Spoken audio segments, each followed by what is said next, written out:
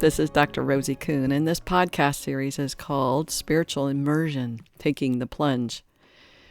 And the intention of these podcasts is to support and empower you to discover who you are and discover how you're being with all the aspects of you, all the different potentiality, all the responsibility that is you and that you are responsible for in cultivating and discovering who you are in your greatest capacities.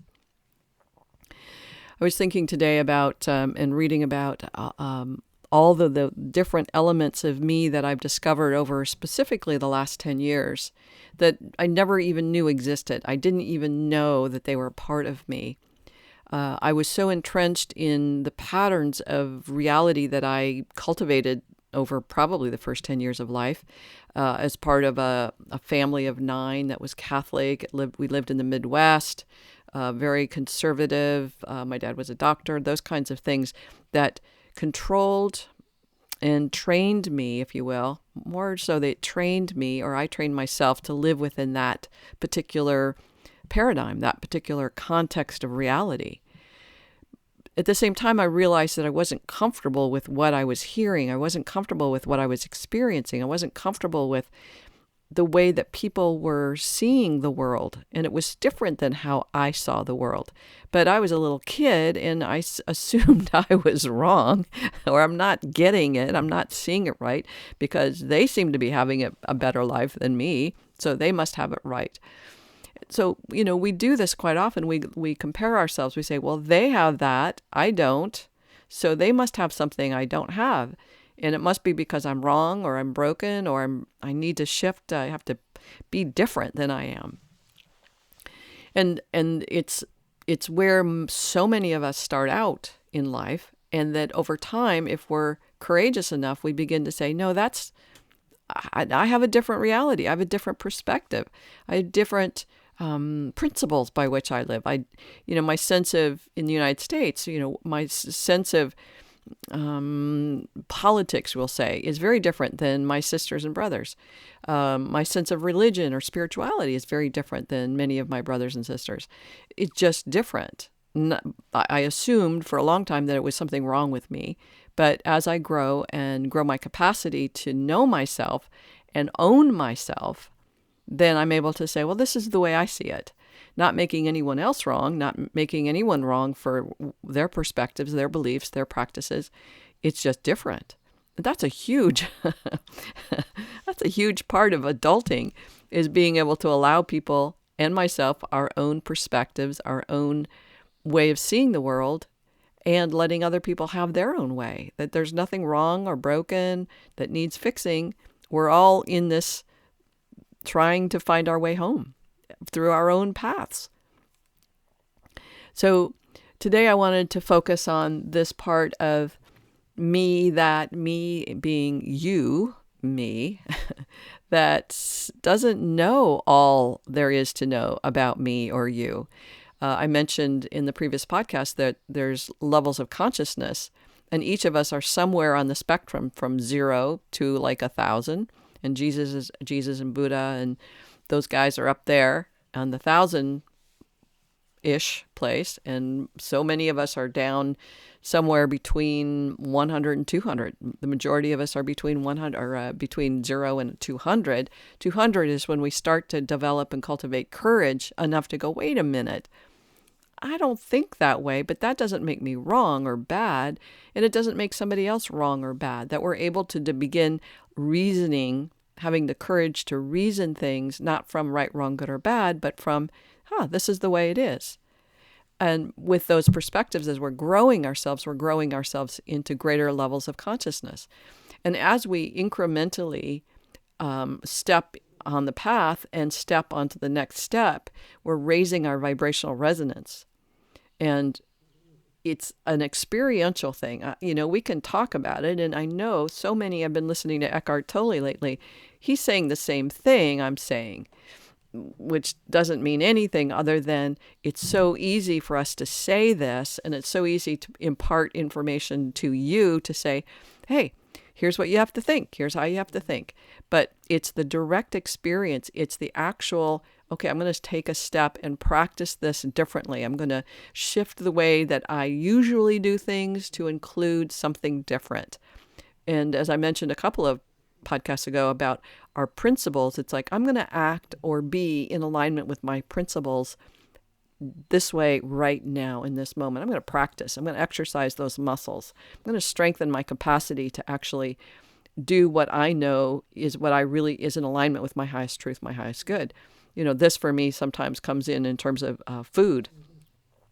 I have been feeling a lot of dis-ease in my body, but when I change my diet, that dis-ease goes away. It's a no-brainer. Are there times when I want to eat stuff that's going to create dis-ease? Yes, and sometimes I do. I'm a choice. I'm 100% responsible for those choices. So if I get an upset tummy or if I get dizziness or spinniness or itches or whatever, that's my responsibility because I've made those choices. So as we incrementally grow ourselves to make those choices, now I choose more consciously and I choose more often to not create dis-ease in myself. Something else is showing up. There's something, a greater capacity. There's something that's showing up that I wasn't expecting. And every one of us is going to have a different something showing up. And we can't know what that is until we are in the direct practice and the direct experience of taking these incremental steps. Call it taking the plunge, because sometimes changing one thing in my diet has been a complete and utter plunge into fear. I don't know what it was. Giving up alcohol was very challenging for me because I loved having a glass of wine. I love cheese. But cheese actually impacts on me in not a good way. So for me to say, okay, I'm going to not eat cheese for a while, huge change and shift. But I'm able to do it more effortlessly because of the little tiny increments to say, hey, my well-being is far, far more important than eating cheese every day. So yeah, I had a pizza last night. It was so good. And I thoroughly enjoyed it. And that's what I did. And I get to make those choices, and I'm responsible for the outcome and the consequences of those choices. But I'm growing my abilities one incremental step at a time to open myself to new experiences. And again, the new experience is not eating cheese. That's a new experience for me. Or when it was last year, it's been not drinking alcohol. That's a new experience for me. Or offering elements of my practice, my coaching practice, or teaching or facilitating that I haven't done before. Those are new experiences. I have to have a direct experience with making or creating or cultivating that to show up. And that's what I'm suggesting to you, is there is the theory of this is how it is, this is what it looks like, and then there's the part that says, here's the direct experience of that. Here's what it's like to be in this. I started a coaching training group, 6-week for coaches, on Monday. And most of it is material that those people who've worked with me before, they've already heard it, but I'm asking them to listen with a beginner's mind. Listen for what it's like as if you've never heard this before. And then there are other people who've never heard it from me, but this is not rocket science. This is material and principles of coaching that have been around, but a little bit different because it's more, I think of it as more advanced perspective. This one individual said, oh, I already know this. I've already heard this stuff before. And I myself, I have no judgments about it because I've been there and I've said many times, oh, I know this stuff. I know this stuff. I've already learned it. But the degree to which I learned it and knew it from direct experience versus just the theory, I know the theory of it, but my ability to be in the direct experience of it and practice it with my clients to a different degree, that was different. And so I had to take myself from, oh, I already know this, to I already know this to the degree that I know it, but I can grow my capacity to be in this experience to a different level. So I can't tell you what that is. I can't tell you what yours is going to be like, but I can tell you that most likely there are elements for you that you have patterns that you've been living in forever, and that to shift those patterns to something else can't be done theoretically. It can only be done with the direct experience of saying, okay, in this moment, I'm going to practice this. In this moment, I'm going to do this differently. In this moment, I'm going to omit these words and bring in something else. One more quick example. When my daughter was visiting last year, and we were going for a walk, and I was talking about stuff. And she said, Mom, you always have to say something negative about a person. You always have to put that in there. Like, that's not really nice. It's not so nice to be around. And it was like, I knew I was doing it, and I didn't know that I knew I was doing it, and I didn't know what to do about it, basically. But I knew I needed to stop doing that because I needed to stop doing it. It's not part of a higher alignment with my spiritual principles. And so I sat with myself and I said, I have to practice not saying something negative. That was the practice. And that didn't mean that I got it right every time. And I still don't get it right all the time. There's still that part of me that wants to say something negative.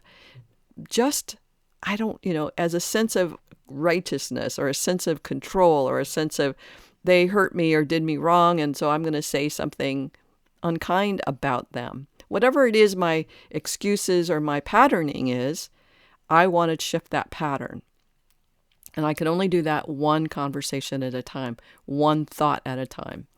And it's a practice, and it will continue to be a practice of mine to omit negative thoughts or negative talk, and then to bring in more and more positive thought. I'm really, really good at saying kind things to people, acknowledging them. I'm very good at that. And there's this part that I'm not so good at, which is when I'm talking about somebody, to leave out something negative. That's just, so my point is here again is it's experiential, direct experience with the practice. And that's all there is. So who you know yourself to be will continue to grow, to expand, and include what you don't already know. So my point is, again, is like, I know who I am as this person who talks smack or says things negative about people, but I don't know who I am without that conversation. I don't know who I am, and the only way I will know who I am is to continue to practice something different. And we come to own more of ourselves. We come to integrate that part that needs to say something negative. I don't be negative with her about that. I just be compassionate that part of me needs to do that for whatever reason. And I go, I totally get it. And can we do something else? So I'm integrating that part of myself into myself. There's a model of work called psychosynthesis, which is really about integrating all these aspects of ourselves that have had control or have had a way in the world, in our life. And we get to go, hey, who are you in there? What has you do that? And can we have a conversation so that you don't keep having to be negative about that, or you don't have to be having a glass of wine or some cheese can we have this conversation so I get to know who you are in there?